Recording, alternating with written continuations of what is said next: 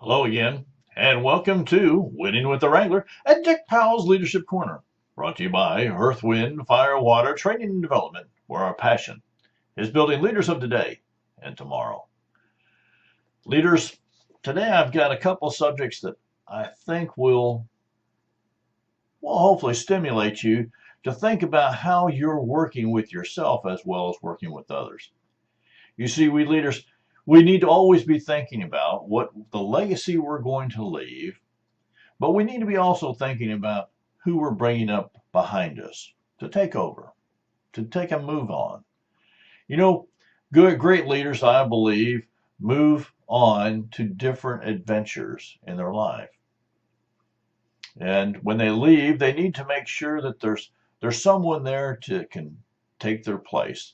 And that's part of your job is molding and training and moving those folks in. Now, today I'm going to start off with a topic called starting the fire within. I have to tell you that oftentimes people always want to know what keeps me running and what the fire starts. Well, I've started many businesses and I've been very fortunate to have successful ones. But I want to share with you what that means.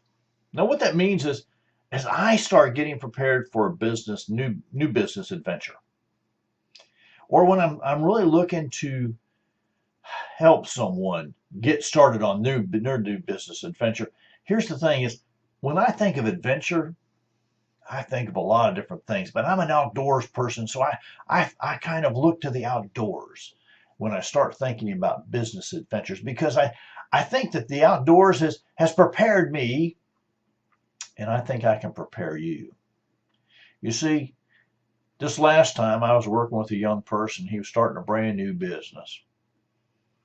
And while I was here in the office, I was doing some cleaning like Miss Robin wants me to do more often than not. And I came across my old flint and steel kit. I hadn't used that for quite a while. I certainly hadn't used it since the time I taught several hundred Girl Scouts at a big Girl Scout event for my daughter when she got her gold award. Well, I kind of sat at my desk and I did something. You don't do this in house, by the way. Don't do this at home. I kind of flicked a spark pretty quick. I thought, man, I still can do that. So I gathered up all my stuff, and I went out in the backyard and sat on the stump there, and I flicked some sparks into a char cloth, and I was able to get a flame. And even after all those years of not doing it, it seemed to come back pretty normal. And that's the whole part of when you're getting going on this new adventure. First, you need to do the research, find out, who, what, when, where, how, what's going on, what are you going to do, and who are you going to do it with, and where's it going to happen, and when's it going to start, and all the parts and pieces need to put together, and then start getting the preparation together of moving forward and doing that. But you see, I've looked at this really many times, and the flint. Well, if you ever handled any kind of flint, if you've handled it, you know it's hard. It's really hard, and it's cold, and it's rough. And you know what? The chips will cut you like a knife. They're just that sharp. And if you hold that piece in your hand the wrong way when you're striking it, you can get a chip that'll stick right in your skin. Draw blood just bigger than you know what. But see, the reality is that without it, you'd have no spark. But just a piece of flint doesn't do you any good. You see, just having the knowledge and getting the research doesn't do you any good. You see, you have to have a piece of steel to strike the flint that will make the spark that needs to land on the char cloth. But you've had to do the research, but you've had to take action and get prepared like that piece of steel. But there was more to it than that. You see, the char cloth, I don't know if you've ever made any or not, the char cloth is made by taking a piece of cotton fabric. Now, it has to be 100% cotton, and lighting it on fire and putting it inside a closed container. It just has a teeny little hole that can allow just a smallest amount of oxygen. And it'll smolder in there. And it becomes brittle. And it becomes into char cloth that you're going to use to catch your spark. You see, the idea that it has burnt once and will catch a spark quickly and easily, it will, but you need to do something else. You needed to do the research. I hope that's starting to make sense to you. When you're starting an adventure, you need to do the research. And when you're doing the research, you're going to find all the things that you need to get prepared to do or add or bring forth or learn. And the char cloth, it's going to be that place where it's going to start to hold all those bright ideas and those sparks together. But you've got to have something. You can have the piece of steel, you can have the flint, you can have the char cloth, and they can all be sitting there, but they won't start the fire by themselves. You see, you must have the knowledge to be able to put them all together and have a fire.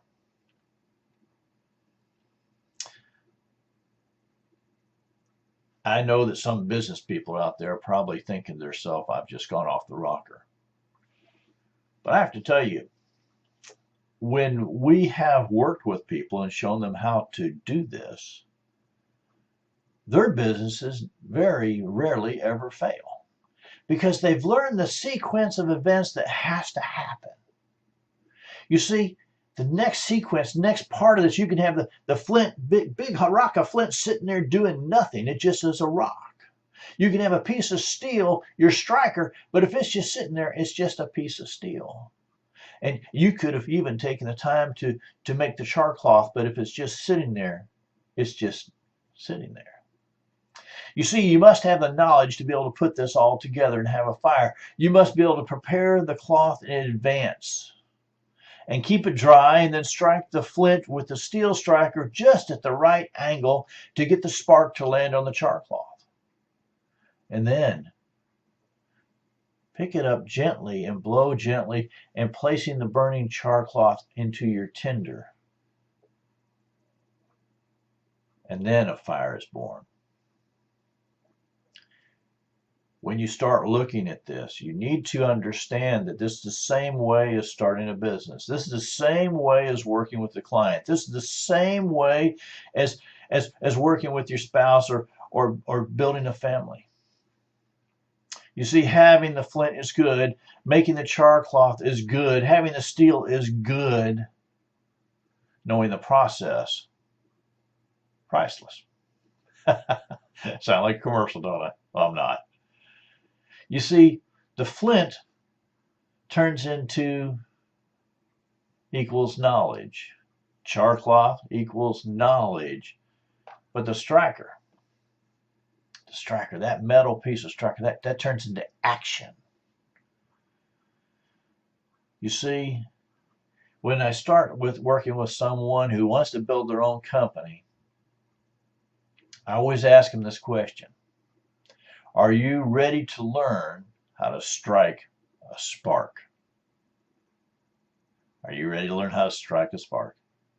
It's funny, when I've asked that of folks and I take them out in the back and put them on the stump and teach them how to do this, and we start talking about building their company, it becomes more than just writing down some stuff on paper. You know, it's more than that. It has to be from the inside out. And so you have to do the research. You have to get prepared before you do the execute. But boy, is there a whole lot more to this package after that. I hope you've enjoyed learning how to strike a light and how to start the fire from within.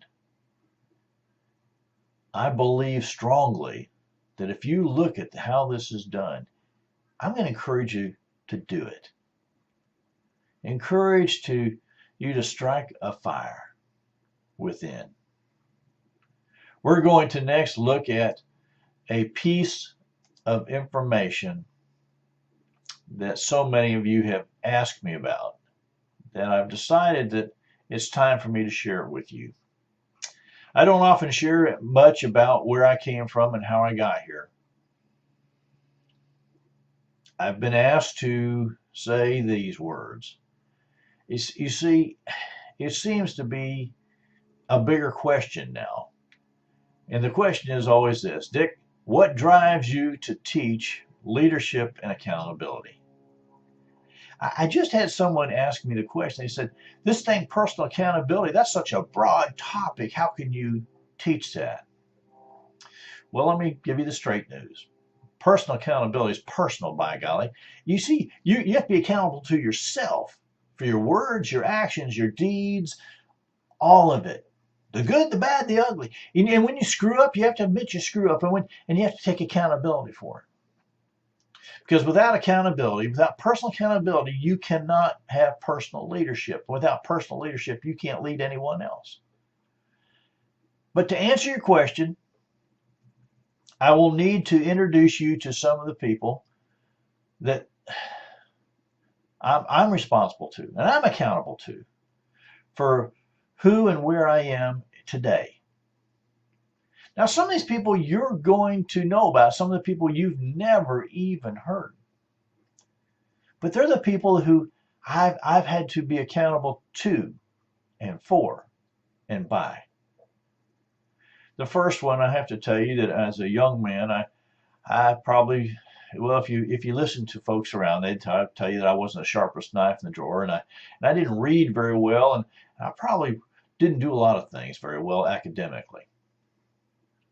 But I did, and I could read the Boy Scout Handbook. So I came to know, well, not personally, but I came to know Lord Robert Baden-Powell, the founder of Boy Scout movements, one of the founders. And you see, I have to tell you that school for me was a mystery. There were long times spent at a desk and not outside to learn about the world, all the world had to offer. I was told that I was not going to excel in the academia world because I just could not read. Well, what the teachers didn't know was that I had read the Scout Handbook so many times the covers had been falling off. You see, I just was hearing what people around me were saying, and I was believing it. But evidently not totally. Another great person that I want to share with you is the real founder of Boy Scouts. The first Boy Scout, Ernest Thomas Seton, was the first Chief Scout of Boy Scouts of America. He made nature study an important part of the scouting program. And from Mr. Seton, I learned that the name of the birds of all the woodland creatures. I studied where they lived, what they ate, how they nested, how they raised their young. I collected feathers to identify, bones to study, and shells to dream about. It became a passion. I still have it today. If you look around my office, you'll see all sorts of skulls and all sorts of weird things. But my love of the outdoors was planted deep. You see, I grew up on a dead-end street, and that only went as far as the swamp. And that might sound terrible to some of you all, but for me, it was a playground of exploration and knowledge. And by taking the books that I could take with me, I could identify the birds and the plants and all those kind of good things, but still, school was a mystery to me. Now, this next person I'm going to share with you is someone you probably haven't heard of either. It's Daniel Carter Beard, or Uncle Dan, an established outdoor skills, that are still a part of the scouting program today. You see, outdoor skills such as fire building, first aid, water purification, cooking, edible plants are just to name a few that taught critical thinking skills as well as survival skills. I use these skills every day, navigating both highways, byways, airports, and grocery stores, believe it or not. The funny part about this is that these people who were big parts of my life, I never got to meet. They were just in books. But someone I did get to meet as a very young person was my grandfather, Charles Wesley Bibler. Probably nowhere in no history books or anything else. But my granddad was a custom cabinet maker and could make something beautiful out of the ugliest piece of wood. His lessons were about stick-to-itness. His biggest lesson, of course, was staying with the project to completion, even if it meant starting over more than once. You see, these are things that were ingrained in an early situation. For me, personal account and personal leadership started to sink in when I became a senior patrol leader in Boy Scouts. And I would go every week and we would repeat the 12 points of Scout Law. And whether you're into it or not, here's the thing. I live my life by these. I still do all these years later. Because I believe these 12 points, they originally came from the Native American religion. And they originally were written by Ernest Thomas Seton. And they were taken over by Boy Scouts of America. But trustworthy, it was the number one. Now think about that, trustworthy. You see, in life, if you're not trusted, you have nothing. Trustworthy, loyal, helpful, friendly, courteous, kind, obedient, cheerful, thrifty, brave, clean, and reverent. As you said those every week for months after years and years, they started becoming ingrained. You started living your life that way by those things. And when people ask me about personal accountability and personal leadership, they'd say, what are your values? I could take and tell them that. Then I had the wonderful opportunity to work with people like Zig Ziglar, Jim Rohn, Stephen Covey, John Maxwell. Why is it so important that I spend my life teaching and speaking and training and instructing about leadership and accountability? I do it because I see a need. I see a need for people to understand that things are bigger than they are. I do it because I see a need that in today's world, we all need to be working together instead of against one another. I do it because I know it's the right thing to do. That's what gets me going every morning. That's what gets me motivated. That's what gets me excited. That's what wakes me up early, wakes me up in the middle of the night so I can go and write down something. I hope you understand that this whole part of personal accountability and personal leadership has to start with the individual. It can't start somewhere else. You see, it just doesn't work that way. Now, leaders, I have to tell you that another big reason that instructing folks, speaking on the radio, TV, writing books on personal accountability and personal leadership,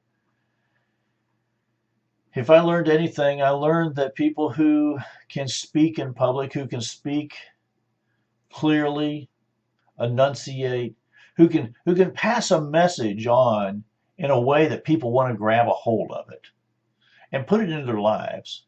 I found at an early age that was a leader. And leaders, I have to tell you that I learned also that there had to be some things that went along with that speaking. You had to be, well, people do what people see.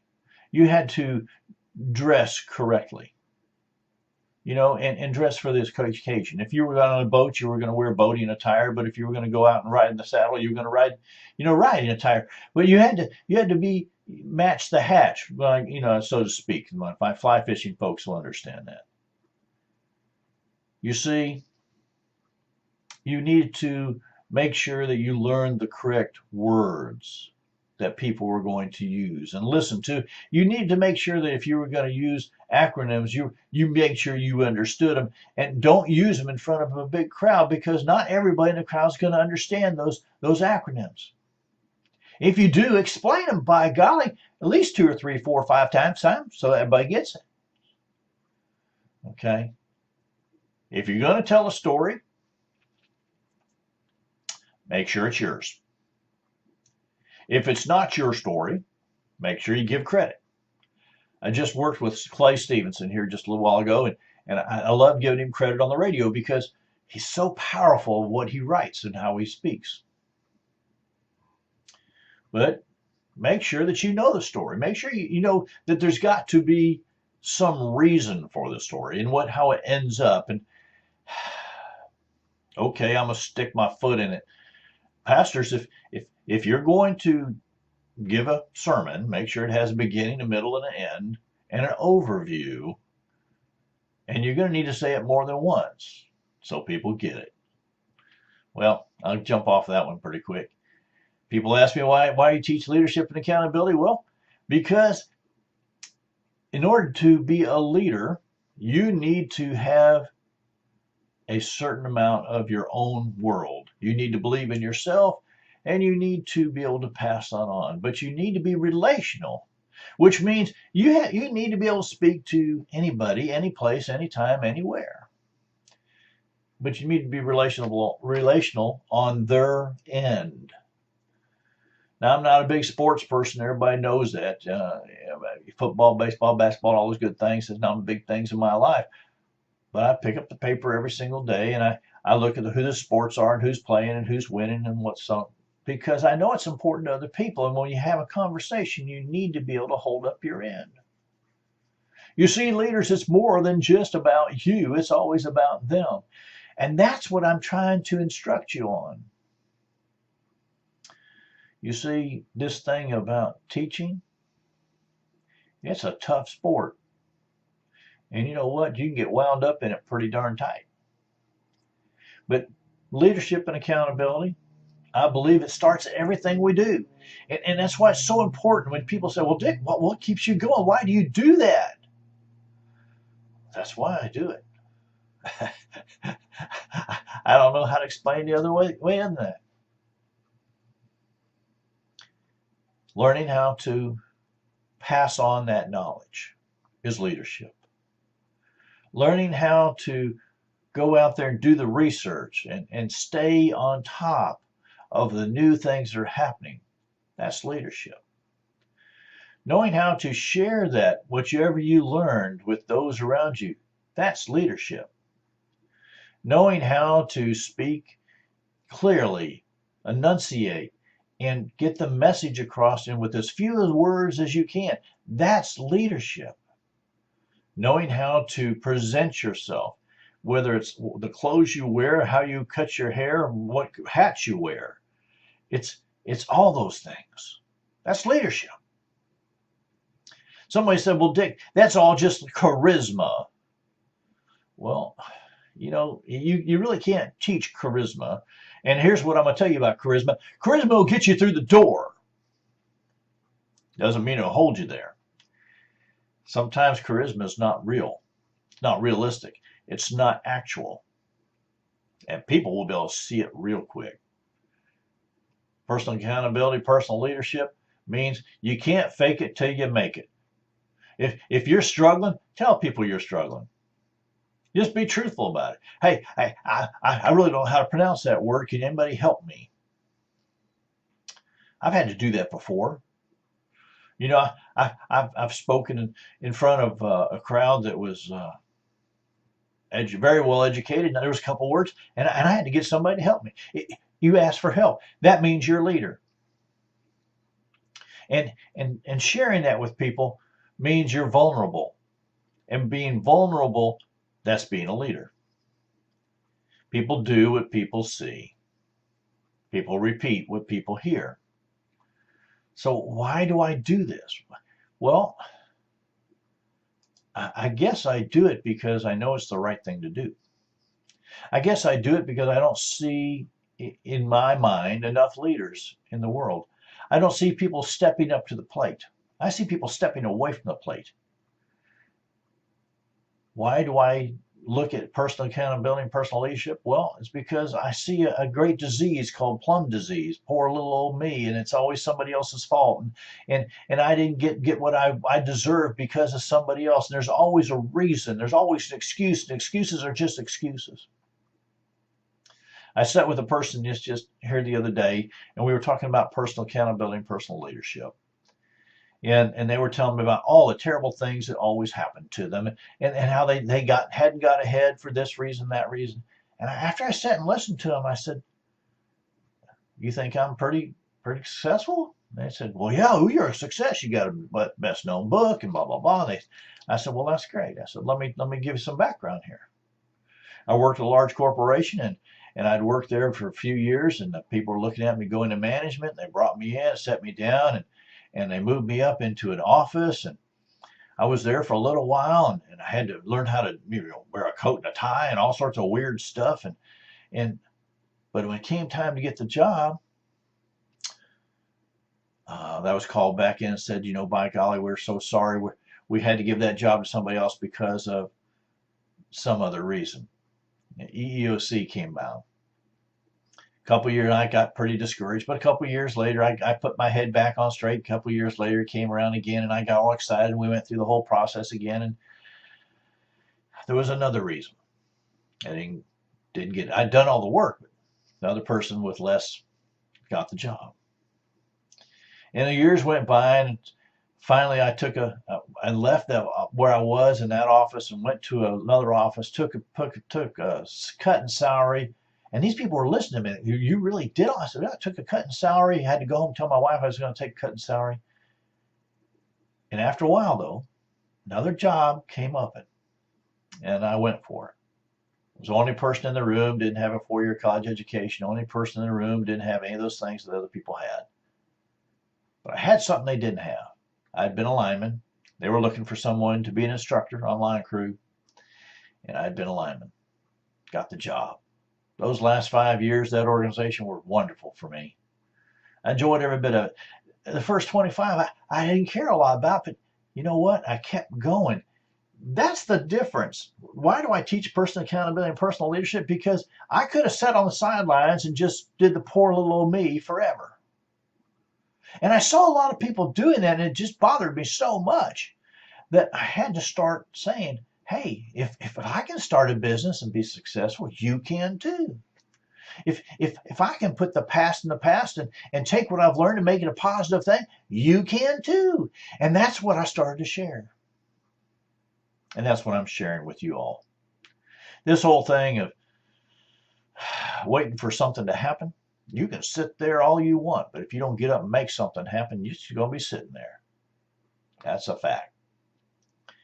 There was some bright man said you could be on the right track all you wanted, but if you didn't get off those tracks before the train comes, you're going to get run over. Why do I teach personal accountability and personal leadership? Because I believe in each and every one of you out there has the ability to lead themselves. I believe in each and every one of you out there has the ability to have the accountability for your own life. I also believe that each one out there has the ability to pass on that knowledge to those around them, so the people around them can learn to be leaders. And I believe so powerfully that each person was born with a leadership gene that can still be resurrected and put to use. I believe that powerfully. I know that some of you are thinking the Wrangler's gone off the edge. Well, he hasn't. He hasn't. Personal accountability and personal leadership. But on behalf of myself, Dick Powell, and the whole Leadership Corner team, I want to say thank you for being a part of today's program. Our hope is that you've received a nugget of wisdom and guidance that will help you build your leadership ability. Now, if you have any questions or comments on today's program, just go and send me an email at dick@leadershipwrangler.com, dick@leadershipwrangler.com. Go to our website and set your very own appointment with me at www.leadershipwrangler.com, www.leadershipwrangler.com. Or you know what, if it's just a burning desire, it's a burning desire and you need to talk right now, just give me a call. 727-422-1833. 727-422-1833.